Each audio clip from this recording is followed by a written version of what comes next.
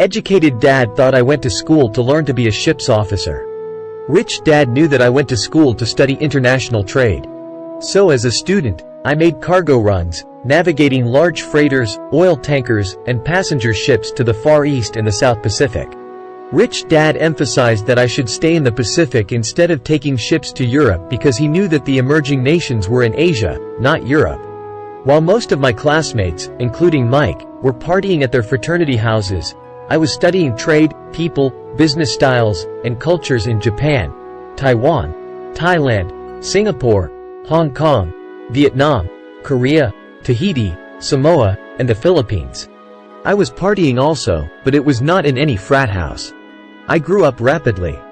Educated dad just could not understand why I decided to quit and join the Marine Corps. I told him I wanted to learn to fly, but really I wanted to learn to lead troops. Rich dad explained to me that the hardest part of running a company is managing people.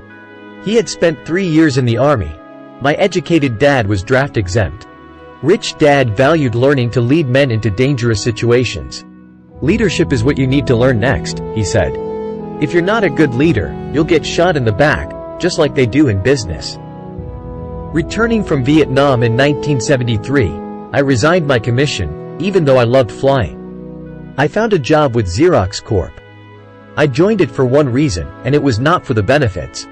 I was a shy person, and the thought of selling was the most frightening subject in the world. Xerox has one of the best sales training programs in America. Rich dad was proud of me. My educated dad was ashamed. Being an intellectual, he thought that salespeople were below him. I worked with Xerox for 4 years until I overcame my fear of knocking on doors and being rejected. Once I could consistently be in the top 5 in sales, I again resigned and moved on, leaving behind another great career with an excellent company. JOB is an acronym for Just Over Broke. In 1977, I formed my first company. Rich dad had groomed Mike and me to take over companies.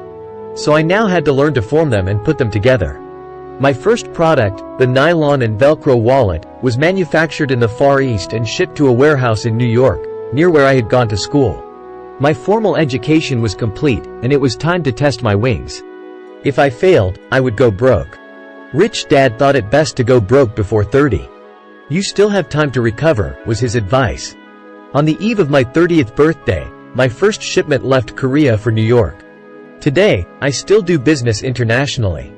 And as my rich dad encouraged me to do, I keep seeking the emerging nations. Today my investment company invests in South American countries and Asian countries, as well as in Norway and Russia. There is an old cliché that goes, JOB is an acronym for Just Over Broke. Unfortunately, I would say that applies to millions of people. Because school does not think financial intelligence is an intelligence, most workers live within their means. They work and they pay the bills.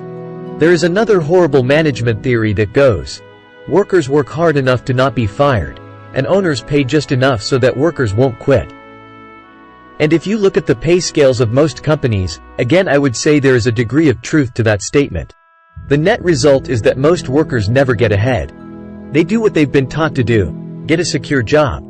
Most workers focus on working for pay and benefits that reward them in the short term, but are often disastrous in the long run. Instead, I recommend to young people to seek work for what they will learn, more than what they will earn. Look down the road at what skills they want to acquire before choosing a specific profession and before getting trapped in the rat race. Once people are trapped in the lifelong process of bill paying, they become like those little hamsters running around in those metal wheels. Their little furry legs are spinning furiously, the wheel is turning furiously, but come tomorrow morning, they'll still be in the same cage. Great job! In the movie Jerry Maguire starring Tom Cruise, there are many great one-liners. Probably the most memorable is, "Show me the money." But there is one line I thought most truthful. It comes from the scene where Tom Cruise is leaving the firm. He has just been fired, and he is asking the entire company, "Who wants to come with me?" And the whole place is silent and frozen. Only one woman speaks up and says, "I'd like to, but I'm due for a promotion in 3 months." That statement is probably the most truthful statement in the whole movie. It is the type of statement that people use to keep themselves busy, working away to pay bills.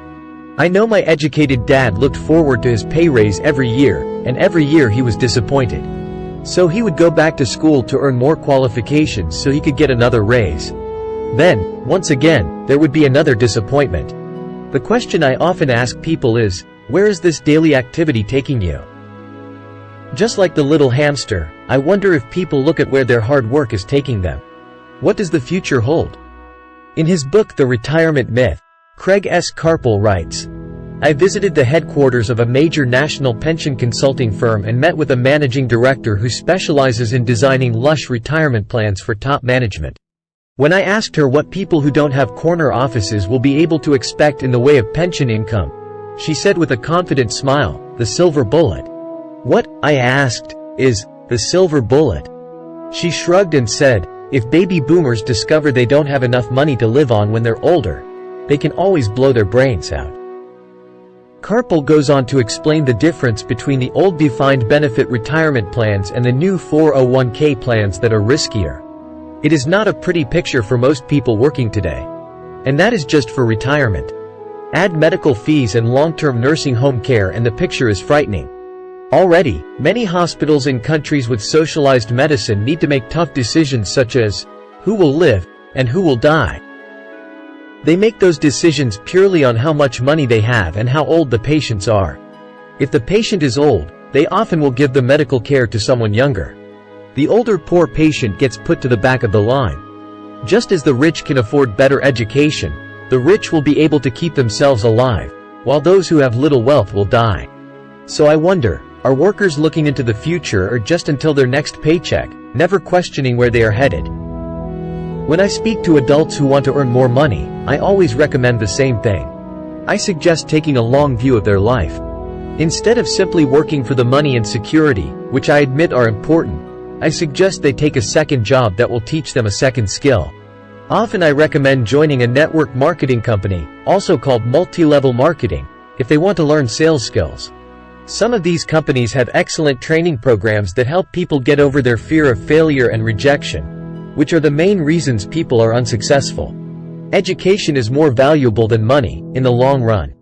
When I offer this suggestion, I often hear in response, "Oh, that is too much hassle," or, "I only want to do what I am interested in." If they say, "It's too much a hassle," I ask, "So you would rather work all your life giving 50% of what you earn to the government?" If they tell me, "I only do what I am interested in," I say, "I'm not interested in going to the gym, but I go because I want to feel better and live longer." Unfortunately, there is some truth to the old statement, you can't teach an old dog new tricks. Unless a person is used to changing, it's hard to change. But for those of you who might be on the fence when it comes to the idea of working to learn something new, I offer this word of encouragement. Life is much like going to the gym. The most painful part is deciding to go. Once you get past that, it's easy. There have been many days I have dreaded going to the gym, but once I am there and in motion, it is a pleasure. After the workout is over, I am always glad I talked myself into going.